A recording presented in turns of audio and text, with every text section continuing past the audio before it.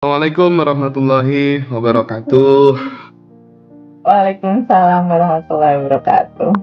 Kita bertatap layar lagi dengan Teh Feby ya, teman-teman. Jadi kali ini kita akan dengerin beberapa testimoni dari sahabat-sahabat kita, sahabat Badan Revolution dari masing-masing batch. Nanti akan memberikan kesaksian. Tapi sebelum itu mungkin eh seperti biasa, kita akan tanya-tanya dulu kepada kakak kita, kepada teteh kita yang tak henti-hentinya untuk mentransformasikan pengalaman hidupnya di teman-teman. Dan gara-gara transformasi hidup yang inspiratif dan menggerakkan itu, banyak pula teman-teman yang hidupnya jadi berubah. Kita bersyukur ini tidak mungkin terjadi tanpa seizin Tuhan, tanpa seizin uh, Allah. Jadi sekali lagi kita bersyukur ya, tidak pernah berhenti bersyukur. Kita memang benar-benar nggak bisa apa-apa gitu ya. Kita bukan siapa-siapa. Sekali lagi terima kasih Tuhan sudah mengantarkan kita semuanya sampai di titik ini gitu. Teh, banyak sebenarnya yang ikut program ini, itu kan memang justru mereka semuanya datang dalam keadaan yang terpuruk gitu ya. Tapi pelan-pelan mereka bisa bangkit, bahkan tidak sedikit dari mereka yang bangkit dari keterpurukan itu bisa melesat. Seperti apa caranya gitu ya, agar krisis itu, kondisi yang krisis itu justru bisa berubah jadi sebuah pintu berkat gitu. Misalnya kalau kita tarik juga ya di kondisi ekonomi kita saat ini juga gitu. Ini kan kondisinya lagi krisis juga gitu. Nah, bagaimana kita mensikapi hal-hal seperti itu gitu. Bagaimana juga TVB itu melihat peran rasa syukur dalam mengubah keterpurukan itu sehingga bisa disulap menjadi momentum untuk kebangkitan. Nah, kira-kira gitu Teh. Sebagai prolognya Ya, Teh. iya Mas Hendra, terima kasih buat teman-teman semua. Ini adalah mengawali Zoom pertama kali lagi nih Mas. Kita Yes. ketemu sama alumni setelah sekian lama ya. Bercerita, berkomunikasi untuk berbicara tentang bagaimanakah alur proses manifestasi itu terjadi dalam versi yang belajar gitu. Selama ini kan mungkin dengar cerita tentang proses manifestasi dari sisi aku, dari sisi Mas Hendra. Tapi ini akan menjadi satu hal yang sangat-sangat menarik sekali ketika manifestasi itu datang dari alumni. Ya. Kenapa? Karena hampir sebagian besar dari teman-teman yang belajar itu, yang alumni sudah manifestasi, titik mengawali perjalanan manifestasi itu pernah dilalui titik terendahnya yang mungkin teman-teman lain saat ini sedang rasakan, tapi mereka sudah melampaui atau melalui itu gitu. Jadi ini akan menjadi sebuah cakrawala baru gitu untuk kita merenung bersama bahwa sebagian besar teman-teman alumni itu bisa gitu bangkit dari sebuah rasa pertamanya awal berangkatnya sebelum belajar itu putus asa, bingung, cemas, terus kayaknya nggak ada solusi, kayaknya sulit untuk bangkit, kayaknya nggak mudah, itu menjadi sesuatu yang akhirnya kok bisa dilalui ya gitu. Nah, sebetulnya gimana sih proses yang tampaknya itu sulit menjadi akhirnya bisa dilalui dan berhasil gitu. Kita bikin simpel aja sih Mas, alur berpikirnya gitu. Bahwa segala sesuatu yang kembali lagi menjadi natural, ketemu sejatinya kamu yang sudah bebas, bahagia, dan berkelimpahan, itu jalannya itu sebetulnya secara natural itu mudah. Secara natural itu mudah dan sebetulnya itu siapapun Mau memulai itu dari titik nol, atau memulai itu dari titik minus, atau memulai berangkat itu dari titik manapun, itu mudah. Semudah kita untuk duduk, sadar, bersyukur, gitu. Jadi proses perjalanannya ini sebenarnya mudah. Kuncinya cuma mau apa enggak, gitu Mas. Kuncinya cuma mau atau enggak kita terbuka untuk bersyukur. Nah, kata cluenya kayak gitu.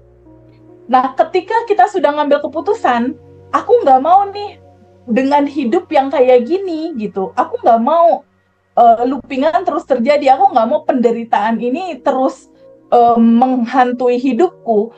Di titik kesadaran bahwa aku mau berubah, aku nggak mau hidupku seperti ini, hidup yang cuma satu kali seperti ini. Di titik itu, ayo teman-teman semua ambil keputusan untuk berubah. Nah, cara ambil keputusan untuk berubahnya, ayo terbuka pada sebuah kemungkinan gitu, bahwa selama ini yang kamu pahami, yang kamu jalani, itu kan kenyataannya kayak gini. Maksudnya kenyataannya banyak PR, ada loopingan, kenyataannya kayak gitu. Artinya, ketika belief, kepercayaan, atau data-data lama kamu pegangin, kamu masih tetap di dalam judul kamu yang lama, itu kan kenyataan realita kehidupan kayak gini. Artinya kalau misalnya tetap bertahan di dalam posisi saat ini, datanya masih data lama gitu ya, yang saat ini, iya bisa dipastikan realitanya akan tetap begitu gitu. Kalau nggak ada perubahan habit, nggak ada perubahan kebiasaan, nggak ada perubahan cara berpikir, nggak ada perubahan cara merasa, dan nggak ada perubahan getaran frekuensi, realitamu pasti akan sama. Renungannya gitu aja. Karena di dalam sebuah ungkapan yang kita selalu dengar, dunia berbuat, akhirat berbuat. Gitu. Jadi kalau seandainya kitanya sudah mau berubah, merubah identitas dari sebelumnya itu adalah identitas menderita dan identitas merasa kurang, kan yang selama ini terjadi sama sebagian besar dari kita atau sebagian besar awalan alumni itu pasti ceritanya gini, Teteh, aku tuh capek, aku tuh lelah, aku tuh menderita, aku dikejar-kejar, aku dihianati. Artinya kan ada penderitaan di situ yang terasa. Lalu berikutnya, Teteh, aku nggak bisa bayar utang, aku nggak punya uang cukup. Artinya kan punya rasa mental kekurangan. Nah, itu tuh identitas lama, itu tuh identitas palsu. Karena sebenarnya Allah ciptakan kita, Allah Tuhan atau apapun nama itu disebut, menciptakan kita, default DNA-nya itu adalah DNA kebahagiaan dan kelimpahan. Ya, sekali lagi nih aku bilang, hak hidup. Semua orang itu adalah bahagia dan berkelimpahan. Pegang itu deh. Kalau ternyata DNA-nya itu udah terpasang Mas sejak awal jauh sebelum dia lahir bahkan. Itu udah DNA kelimpahan sifat-sifat Allah tuh udah dipasang di tubuhnya gitu. Jadi DNA kelimpahan, DNA kebahagiaan itu dipasang jauh sebelum dia lahir. Pas dia lahir itu udah bersama-sama dengan kebahagiaan dan kelimpahan. Itulah sejati dia. Itulah dia, itulah naturalnya dia, itulah jalan pulang tempat kamu pulang. Nah, kesejatian kamu yang bahagia dan berkelimpahan ini, itulah tujuan hidup yang harus kamu tahu, bahwa itulah kamu. Esensinya bahagia dan berkelimpahan. Nah, ketika realitas saat ini sudah berjalan jauh dalam ketakutan, ada rasa nih ketakutan, kebingungan, kecemasan, itu artinya kesejatiannya ada di sini, tapi dianya tuh secara rasa tuh jauh sekali. Artinya kelimpahannya itu tertutup gitu Mas, tertutup sama lapisan-lapisan emosi yang menutupi kelimpahannya. Sehingga bagaimana ini mengawali ini semua gitu, yaitu kesadaran untuk mau berubah atau enggak, mau pakai identitas lama, kekurangan, penderitaan dan kekurangan, atau mau balik ke yang sejatinya kamu yang asli, yang sudah bahagia dan berkelimpahan. Startnya di situ dulu. Kalau ternyata udah sadar bahwa enggak teh, aku mau yang lepas dari ini semua. Nah, nggak cukup cuma di mulut. Kalau ternyata udah ada awareness atau kesadaran menyadari bahwa nggak kayak gini deh kayaknya harusnya hidup. Nah, ambil langkah. Karena nggak mungkin habit nggak berubah gitu. Nggak mungkin habit nggak berubah. Ambil langkah untuk sebuah keputusan. Langkah pertama apa?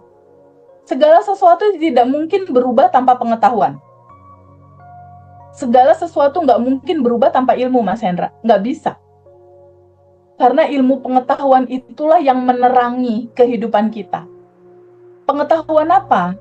Pengetahuan tentang siapa dirimu. Nah, ketika kamu udah tahu itu dan bagaimana cara kerja semesta itu berjalan, kamu udah tahu itu, berikutnya nggak cuma cukup dipandangin doang, ih keren ya sejatinya aku gitu. Oh kayak gini ya cara kerjanya, nggak cukup kayak gitu, nggak bisa. Harus ada habit yang berubah. Habit apa? Dari yang biasanya mengeluh, jadi bersyukur gitu loh Mas. Itu yang kalau di daily rutin kita baru melek mata nih Mas. Bisa sama alumni. Itu ada 30 hari daily rutin. Baru melek mata, nggak boleh megang handphone dulu. Sadar nafas syukur dulu. Pada saat melek mata, sadari rasa terima kasih ya Allah, makasih aku masih dikasih nafas. Kita sadari bahwa ya Allah masih dikasih nafas gitu. Di titik kita sadar, ya Allah makasih ya masih dikasih nafas. Makasih atas kesehatan. Makasih atas rezeki yang masuk. Di titik kamu sadar, pagi-pagi nih baru melek gitu, bahwa ada yang tanpa batas di dalam dan ada yang tanpa batas di luar. Kesadaran itu di dalam nafas, itulah momentum di mana kita terkoneksi gitu Mas. Jadi si kesadaran di dalam nafas ini membuat kita tuh kayak terkoneksi, kayak colokan listrik gitu. Colokan listrik yang nyambung ke powernya gitu. Terkoneksi bahwa oh ada 40 triliun sel di dalam tubuhku. Satu selnya itu 99% ruang kosong. Yang kosong ini berisi energi tanpa batas. Kalau hampir lebih dari 90% di dalam sel itu berisi energi tanpa batas, berarti dominan aku yang tanpa batas itu dong. Nah, di titik kesadaran bahwa oh ada yang tanpa batas di dalam diriku, ada samudra potensi tanpa batas di dalam diriku. Dan ada yang tanpa batas juga di luar tubuhku, yaitu di dalam semesta ini. Dan aku ada di dalam yang tanpa batas itu gitu. Itu kalau misalnya udah disadari itu berarti di dalam ada yang tanpa batas, di luar ada yang tanpa batas, berarti kita ada di dalam kelimpahan dong. Ketika kita menyadari kita ada di dalam dia, di dalam kelimpahan itu, di dalam energi tanpa batas itu, ya terus nikmat mana lagi yang mau didustakan? Iya, oke. Di titik klik kesadaran itu yang membuat jembatan jalan keluar kebuka, Mas. Jalan keluar kebuka, masalah terurai, tiba-tiba segala potensi kemudahan datang. Itu Mas sadar nafas syukur, sebetulnya. Ya, jadi pada prinsipnya tidak mungkin seseorang itu bisa berubah tanpa diawali dari kesadaran dulu gitu ya. Dan ketika kemudian kondisi kita lagi berada di krisis gitu ya, bener-bener lagi minus gitu, maka kita akan sulit menggunakan berbagai macam cara sepanjang identitas kita belum terjadi perubahan, belum berganti gitu. Nah, pentingnya Ya, di materi kelas kita ada abandon identity ya. ya betul, betul. Ini mengarah ke sana gitu ya, teman-teman gitu. Tapi karena tadi Teteh menyinggung ya soal daily routine gitu, Teh. Ya, Daily routine ini kan sering dianggap sebagai sesuatu yang sederhana gitu.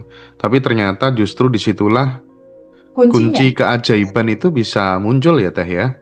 Betul banget. eh tapi gini loh, kita kan pengennya dari daily routine itu bisa membuka sebuah jalan gitu, jalan kelimpahan lah ya, bukan hanya sekedar sebuah rutinitas gitu. Nah, pertanyaannya mungkin untuk Teteh gini, Teh.